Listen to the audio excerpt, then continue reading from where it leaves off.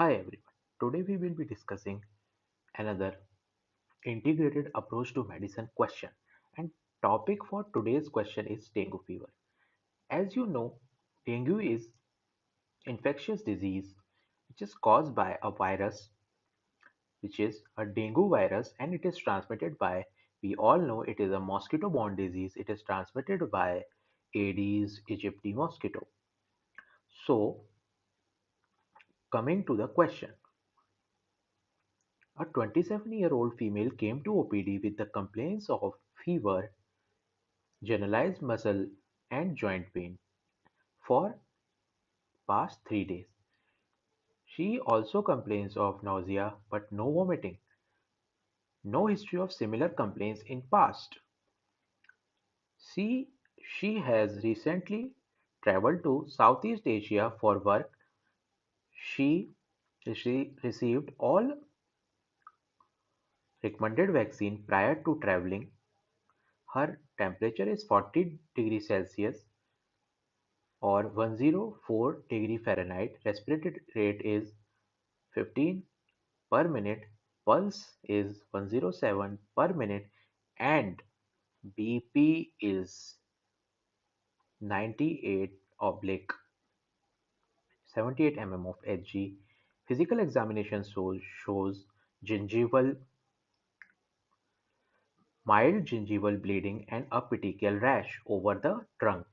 And there are lab findings which are given, and lab findings are as follows, like leukocyte count is 4000 per mm cube. Platelet count is 1 lakh per mm cube, and partial thromboplastin time, which is activated partial thromboplastin time, is 45 seconds. So these type of clinical scenarios are currently in fashion, and these type of questions are being asked in recent NEET and upcoming examination like next, which will be held in 2022, which may or may not, it is not decided, but these type of questions are in current fashion in today's scenario. So in this question you have to see that they, there are hints in the question, like they have given fever, they have told you about fever, and there is muscle weakness, joint pain since past 3 days. But this condition can happen in any other conditions also. But the specific hint which they have given you is from this condition. Mild gingival bleeding or petechial rash. This gives you an idea that this question is indicating towards a disease in which there is a decrease in the platelet count. So there will be a bleeding which will result in the formation of mild petechial rash. So one of the condition here given is dengue fever, in which there is bleeding. But also in leptospirosis there is a hemorrhagic condition. We know leptospirosis is also a hemorrhagic disease. So, but then how to differentiate that, which is the answer for this question? Now in dengue fever you see that leukocyte leukocyte decreases and platelets also decrease. But in leptospirosis leukocytes should increase. So we can currently, outrightly we can say that leptospirosis is not the answer of this question. Typhoid we can easily rule out, because in typhoid you see that there is a typical rose spots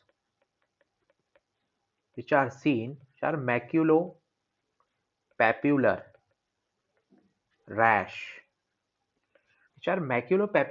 these are seen.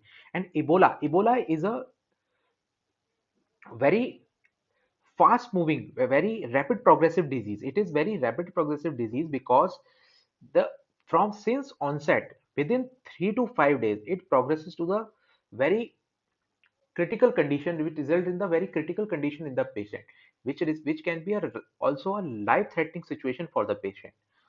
So we are left with only one option, that is dengue fever. Now again we can take another from the another hint, that look at that this parameter, patient is in the hypotension.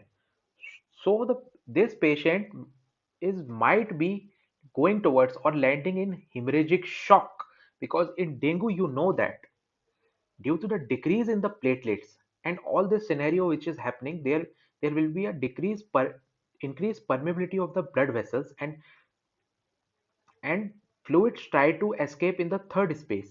So there is a hemorrhagic shock in this condition, and there are large number of inflammatory mediators like cytokines which results in the increased permeabilities. So we can infer from this information that from this BP part that patient is going in the shock, she is in the hypertension.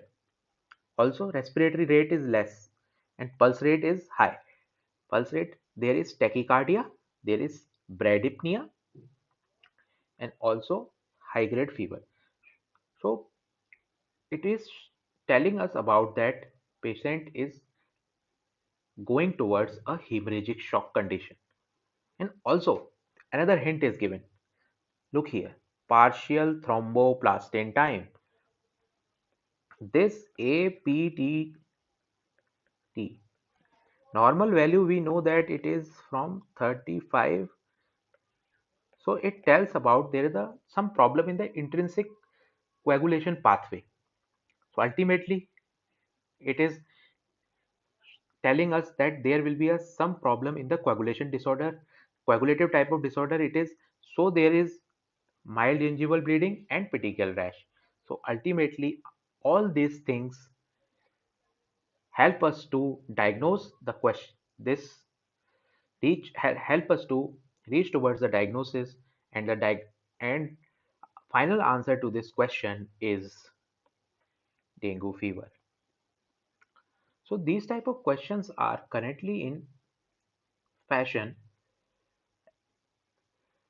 and they are currently being asked in NEET and NEET examination.